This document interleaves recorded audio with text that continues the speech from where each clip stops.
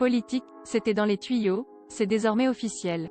Ce mardi 13 juillet, le porte-parole du gouvernement Gabriel Attal a confirmé que l'élection présidentielle se tiendra les 10 et 24 avril 2022. Quant aux élections législatives qui suivront, elles seront organisées les dimanches 12 et 19 juin.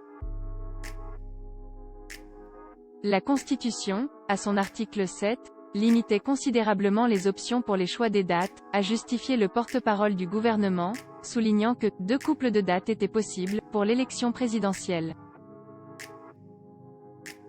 Soit le 10 et le 24 avril, soit le 17 avril et le 1er mai, a poursuivi le ministre, précisant que le ministre de l'Intérieur Gérald Darmanin avait consulté les différentes forces politiques pour faire son choix.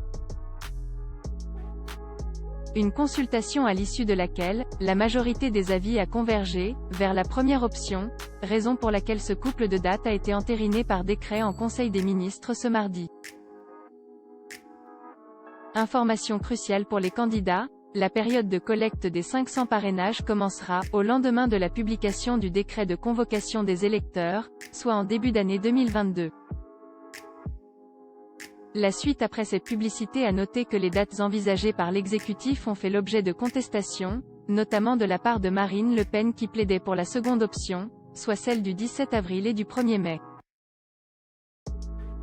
Raison invoquée, les vacances qui pourraient gêner la participation, dans un contexte où l'abstention alerte les politiques. Un argument plutôt faible, puisque les élections présidentielles de 2012 et 2017 ont également été organisées en période de vacances. Par ailleurs, l'option d'organiser un second tour le jour de la fête du travail n'avait que très peu de chances d'être retenue par l'exécutif.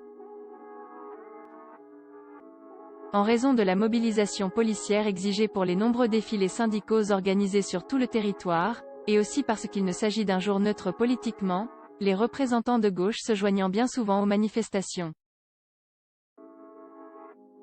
Par ailleurs, c'est un jour où le Rassemblement national célèbre habituellement Jeanne d'Arc et donne à ces occasions des meetings.